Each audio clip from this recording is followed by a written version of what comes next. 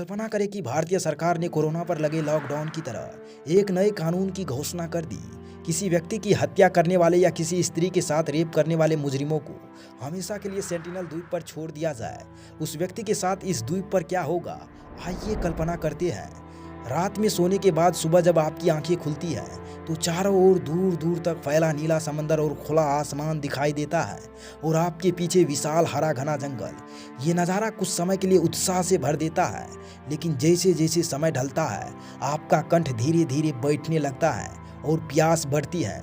जब आप प्यास बुझाने के लिए समुद्र की पानी पीने की कोशिश करते हैं तो समुद्र की नमकीन पानी आपकी प्यास को बुझाने के बजाय और तेज कर देती है। कुछ और समय गुजरते हैं और आपके पेट की भूख सताने लगती है। भोजन की खोज में आप पूरे जंगल भटकते हैं। यहाँ पर कोई ऐसे पेड़ पौधे नहीं जिस पर आपके जाने पहचाने फल लगे हो। यहाँ तक कि समुद्र के किनारे उगने वाले नारियल और खजूर भी नहीं। निराश, हताश, परेशान समुद्र के किनारे पहुँचते हैं समुद्री मछलियाँ मारने के लिए, पर यह उतना आसान भी नहीं है।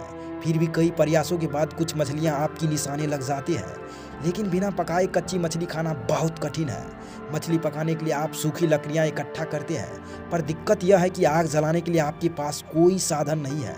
यह एक ऐसा द्वीप है जहाँ आग का अस्तित्व ही नहीं है। आदिमानव की तरह सूखी लकड़ियों को घिसकर चिंगारी पैदा करने की कोशिश के बाद आप हार मान लेते हैं। जैसे जैसे समय दिन से रात में परिवर्तन होती है वैसे ही ठंड अपना कहर बरसाने लगती है।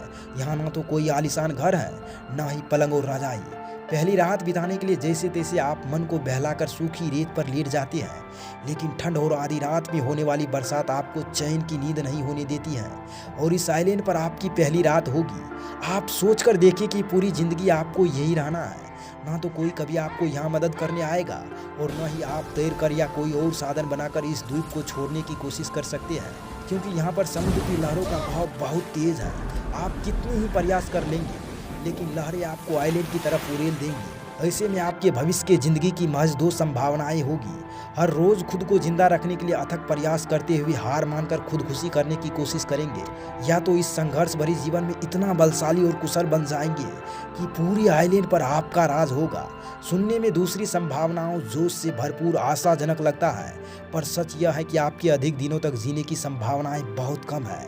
आज के समय में संसाधनों के अभाव इस द्वीप को खतरनाक नहीं बनाता, बल्कि इस द्वीप पर रहने वाले कुछ ऐसे जनजाति जिन्होंने इन अभावों में भी जीना सीख लिया है, उनके कारण यह द्वीप बाहरी लोगों के लिए सुरक्षित नहीं है। जो भी लोग इस द्वीप पर किसी भी उम्मीद से गए हो, ज्यादातर मौत के परवान चढ़ गए।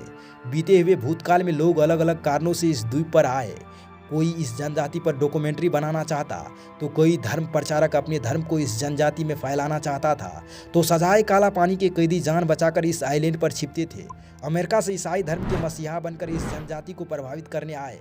कई मौत के परवान चढ़ गए तो कुछ घायल होकर लौटे। यहाँ तक कि समुद्र में आए सुनामी से इस जनजाति को बचाने वाले सैन्य हेलीकॉप्टर पर भी तीर और पत्थरों से स्वागत हुई, इसलिए उन्हें भी यहाँ से भागना पड़ा। और यही कारण है इस द्वीप पर रहने वाले जनजाति के बारे में कुछ ज़्यादा जानकारी हासिल नहीं हो पाई है। इस द्वीप पर किसी भी इंसान का जाना भारतीय सरकार द्वारा वर्जित है। यहाँ पर किसी भी तरह की तस्वीरें खींचना या वीडियो बनाना वर्जित है। ऐसा एक बार ही हुआ है, जिसके कारण हम इस सभ्यता के बारे में थोड़ा बहुत जान सके हैं। इन लोगों ने आज तक आग जलाना नहीं सीखा है, यह भी नहीं जाना खेती से भी फसल उगाई जाती है, फिर भी अपनी सभ्यता को जीवित कैसे रखी है। इस जवाब का उत्तर उस प्रश्न में छिपा है कि यह जनजाति इस आइलैंड पर पहुंचे कैसे। इस घटना को समझने के लिए इतिहास की 1,20,000 साल पीछे जाना पड़ेगा। इस द्वीप से बहुत दूर दक्षिण अफ्रीका। ये वो समय था जब इंसानों ने आग पर नियंत्रण करना सीख लिया था। यह आग आसमान से गिरने वाली बिजली या फिर गर्मियों में पैरों की रगड़ से उत्पन्न होती थी। इंसान केवल प्राकृतिक रूप से लगने वाली आग को संजो कर रखता था ताकि बूझ न जाए। अगर बूझ जाता तो उसका कोई तरकीब विकसित नहीं थी। ना ही कृषि और ना ही धातु के बारे में कोई जानकारी था।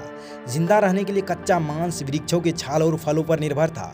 इस कालखंड में इंसानों और जानवरों में सिर्फ इतना फर्क था कि इंसानों ने भाषा का विकास कर लिया था,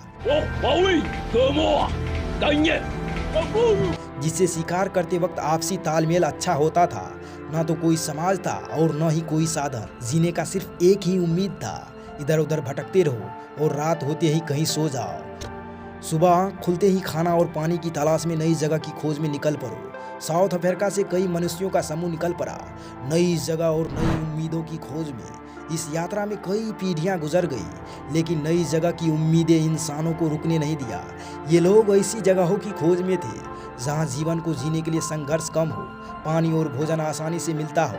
हजारों किलोमीटर की यात्रा में न सिर्फ पीढ़ियां गुजरी, बल्कि दुनिया की भौगोलिक दिशा भी बदली। ध्रुवों पर जमी बर्फ पिघलने लगी, समुद्र के जल स्तर ऊपर उठने लगी और निचली जमीन समुद्र में समा जाने से कई द्वीपों का निर्माण हुआ।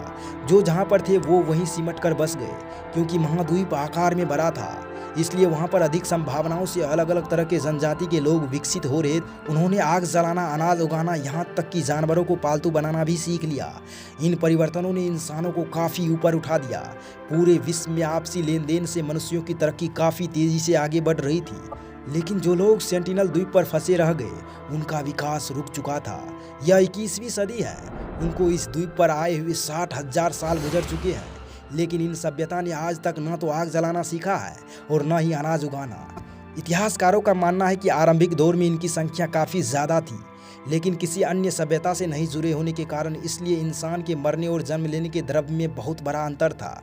यह लोग आज भी द्वीप पर मौजूद पौधों की जड़ों और कच्चा मांस खाकर खुद को जीवित रखा है, इसलिए इसके शरीर की इम्यून सिस्टम काफ़ी कमज़ोर है। इसका पता इन लोगों को तब चला जब कुछ बाहरी लोगों ने इस द्वीप पर पहुंचने की कोशिश की, तो उसका परिणाम यह निकला कि उनके शरीर में मौजूद जीवाणु से यहाँ के लोग धीरे धीरे बीमार होने लगे और कई लोगों की मौत भी हुई। यह सबसे बड़ी वजह थी। सेंटिनल वासी ने यह ठान ली कि इस द्वीप पर कोई बाहरी व्यक्ति आता है, वह उसे मार दिया जाए। उसे जिंदा रहने के लिए कोई ज़रूरी नहीं है। इसके इसी आक्रामकता के कारण इस द्वीप को दुनिया का सबसे खतरनाक और पुरानी मानव सभ्यता का संरक्षक बना दिया है। भारतीय सरकार ने इस द्वीप के 4 मील बाहरी लोगों के लिए आना जाना वर्जित कर दिया है, ताकि सेंटिनल वासी हमेशा के लिए सुरक्षित रहे। इस वीडियो को यहाँ तक देखने के बाद आपके दिमाग में 2 विचार कौंधते होंगे कि क्या कभी इस द्वीप पर जाकर 60,000 साल पुरानी सभ्यता को देखकर अपने पूर्वजों के जीवन के जीने की तरीका जान सकेंगे। दूसरा विचार यह कौंधता होगा कि इस द्वीप पर हमारे काम की कोई चीज़ है ही नहीं, तो वहाँ पर जाने का क्या फ़ायदा है। इन सेंटिनल वासी को उन्हीं आइलैंड पर रहने देना चाहिए। इन सब से अलग अगर कोई और विचार आ रहा है तो कमेंट में ज़रूर लिखिए। वीडियो पसंद आए तो लाइक बटन ज़रूर दबाएं।